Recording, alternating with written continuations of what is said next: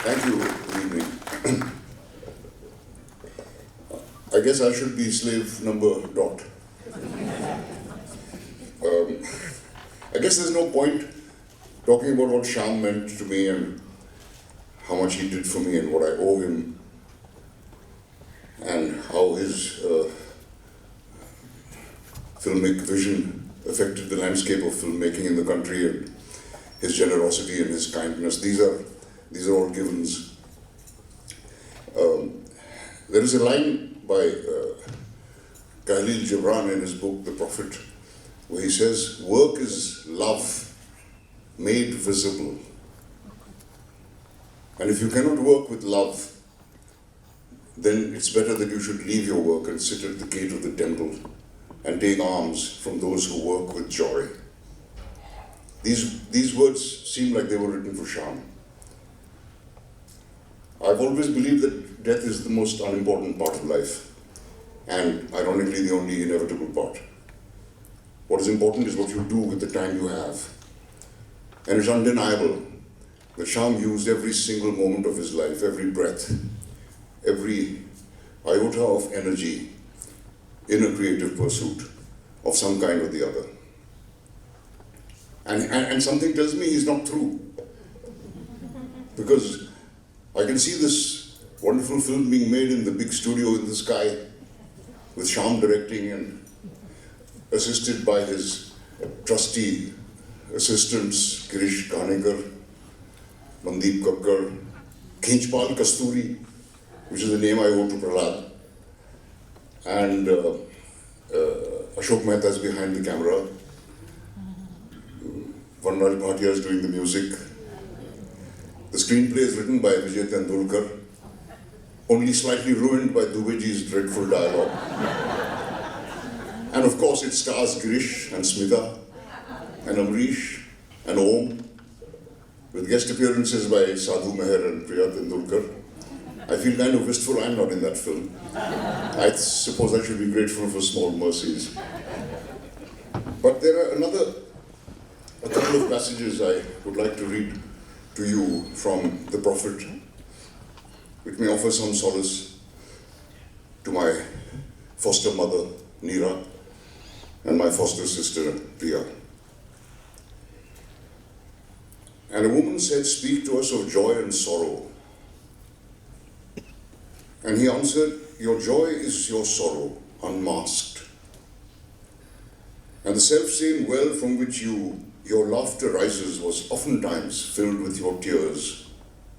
And how else can it be?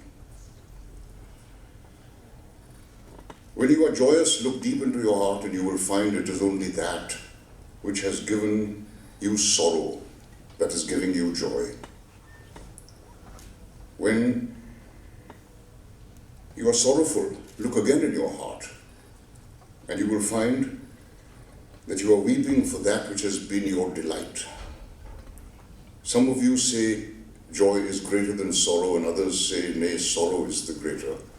But I say unto you, they are inseparable. Together they come. And when one sits alone with you at your board,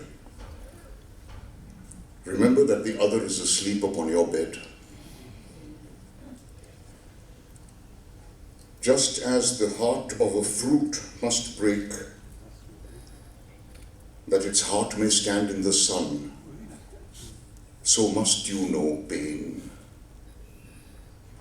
And could you keep your heart in wonder at the daily miracles of your life, your pain would not seem less wondrous than your joy. And you would accept the seasons of your heart, even as you always accept the seasons that pass over your fields. And you would watch with serenity through the winters of your grief. Thank you.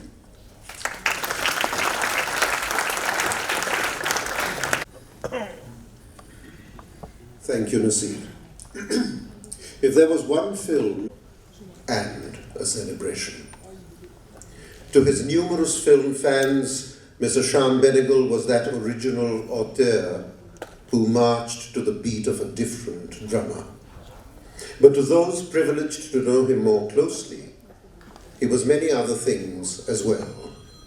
A mentor, a raconteur, a connoisseur, a polymath.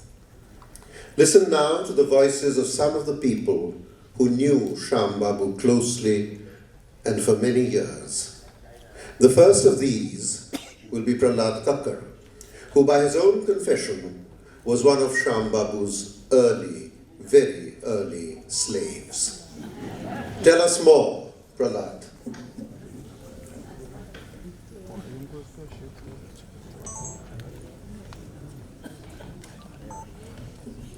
Thank you, Guru. I was just wondering how I was going to turn and introduce myself as an early slave. I was slave number 3 and never got promoted, never got demoted. So till today, I remain slave number 3. And we not only inherited that from Sham, but we actually implemented it back in our times, in our offices, because there was a method in his madness. And the method was that if you were ever going to be a filmmaker, you could not have a designation. Because you could never get up and say, this is not my job. And that is the one thing that he taught us. That everything to do with film, from serving food, to maybe cooking it, to cleaning shit, to designing a set design, to supervising carpenters, to sitting on the tarapa with the light boys. Everything is your job. Because if you don't know how the rest of the team functions, you don't have a team. And that's what it was all about. And people, when I tell them that we were slaves with Sham, they sort of look at me a little askance and say, isn't that a bit Dacaronian? Not at all.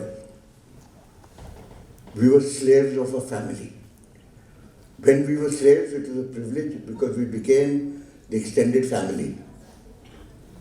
And that is exactly how we all felt. And every slave that's in this room today will understand exactly what I'm saying, because being called a slave was special. Because that means that he took time out to actually spend time on how you progressed and what you learned.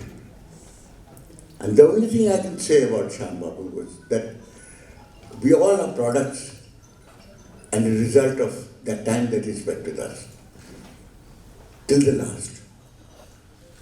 And the amazing part was that I could never imagine his great generosity of spirit, his capacity to teach, his capacity to mentor, and his capacity to inspire. And that was amazing, watching him right through my student times with him, and watching him inspire actors, watching him inspire writers, watching him inspire people around him to perform beyond what they thought they could. That was his greatest gift to all of us. I think that's his legacy. Thank you.